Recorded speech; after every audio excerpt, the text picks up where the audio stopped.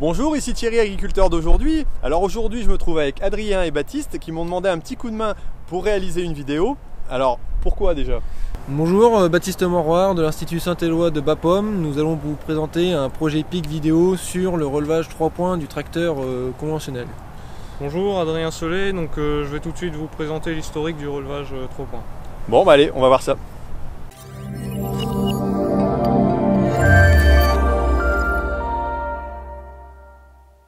Donc le relevage 3 points a été créé en 1926 par Massey Ferguson. Il s'est ensuite démocratisé vers les années 1960 où tous les constructeurs l'ont adopté. Donc ici on a deux bras de relevage inférieurs, donc on a deux chandelles réglables. Ici on a deux bras de relevage supérieurs et on a un troisième point au milieu. Bon alors Baptiste, on a eu la présentation donc, du système de relevage donc, sur un ancien tracteur. Est-ce que tu peux nous montrer un peu la différence avec les nouveaux tracteurs, les nouveaux modèles? Donc il n'y a pas de différence notable par rapport aux anciens systèmes. Nous avons juste quelques petits changements, voire des gros changements, comme le dimensionnement des bras de relevage. Nous pouvons installer des boules facilement dans les bras de relevage comme ici. Donc un système automatique simplifié. Avant les boules étaient intégrées dans le bras de relevage. Ensuite nous avons des chandelles réglables sur double tige filetée montées sur rotule graissée. Avant c'était juste des simples axes. Ensuite pour stabiliser le bras de relevage, ce sont des stabilisateurs fixes montés sur rotule aussi. Avant c'était surtout monté avec des stabilisateurs par chaîne. Donc ensuite nous avons deux vérins additionnels sur le relevage. Le but est de monter en capacité de levage, et donc on dit des vérins additionnels parce qu'il y a encore le vérin interne dans le pont comme les anciens tracteurs. Et ici nous avons un troisième point hydraulique, toujours le même système 3 points, mais ici montée hydraulique sur la prise hydraulique du tracteur.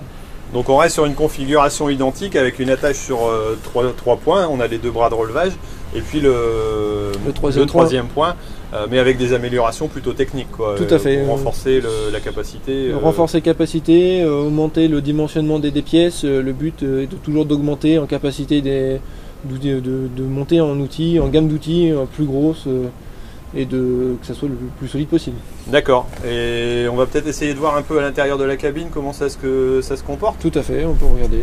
Ok. Bon Adrien, là on va voir les commandes donc électroniques qui sont dans ce tracteur là, mais auparavant il y avait des manettes pour faire aller le relevage. Oui, donc avant vous aviez donc deux manettes, une manette donc, qui contrôlait la position du relevage arrière. D'accord, la hauteur alors? La hauteur, voilà. Et vous aviez une deuxième manette donc, qui servait au contrôle d'effort. Donc sur ce tracteur là vous allez retrouver les mêmes commandes sauf qu'elles sont à commande électrique. Alors donc ici on a une grosse molette bleue, donc ça c'est le contrôle de position du relevage arrière.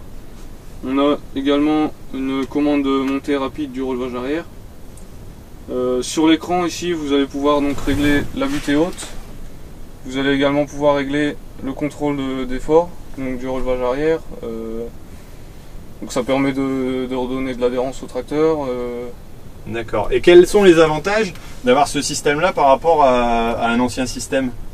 Donc c'est beaucoup plus facile. On prend toujours la même position donc, quand on relève et quand on baisse. Ouais, donc les hauteurs hautes et basses sont réglées électroniquement, donc on est plus stable que si on le fait à la main, quoi. Ok.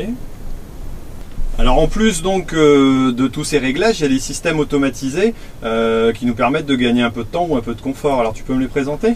Oui, donc ici vous avez donc un bouton position relevage avant ou arrière en automatique. Donc vous appuyez ici et le contrôle du relevage arrière ou avant il se fera ici sur le bouton teach-in, donc en go ou en end.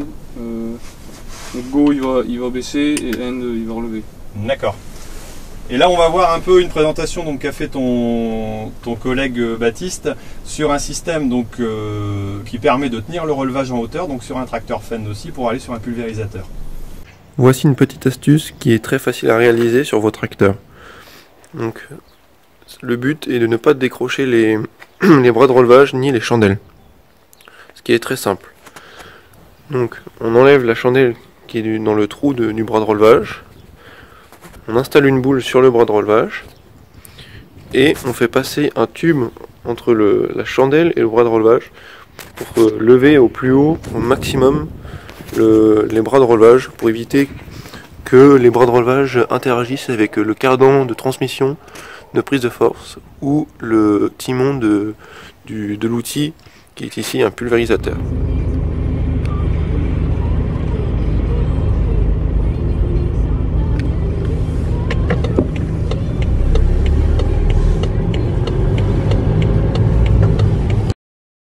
Donc ici là on est dans un exemple concret d'attelage. Je vais vous montrer quelques points donc, à vérifier. Alors ici donc, il faut contrôler la hauteur des chandelles. Donc elle se règle ici.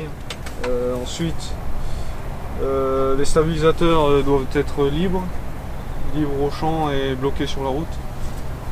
Ici donc, on a nos bras de relevage inférieurs donc, qui sont maintenus ici.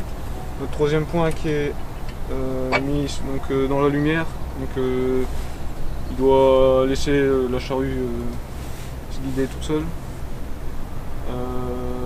Voilà, donc ici on remarque qu'on a trois axes, enfin trois positions du troisième point, donc on peut faire varier l'inclinaison, donc ça aura un impact sur le point de convergence. Alors c'est quoi le point de convergence? Alors le point de convergence en fait c'est la tangente entre donc, le troisième point et les bras de relevage inférieurs. Donc sur un 4 roues motrices, ils doivent se situer au niveau du pont avant. Et sur un 2 roues motrices, donc c'est plutôt vers le pont arrière. Donc ça c'est pour favoriser la traction. Et voilà. Merci d'avoir regardé cette vidéo. Nous allons remercier Thierry, agriculteur d'aujourd'hui, d'avoir participé à cette vidéo et à la réalisation de la vidéo. Et n'hésitez pas à partager ou à liker cette vidéo si vous avez aimé. Bon, et puis moi je vous dis donc à la semaine prochaine pour une nouvelle vidéo. Allez, salut! Salut!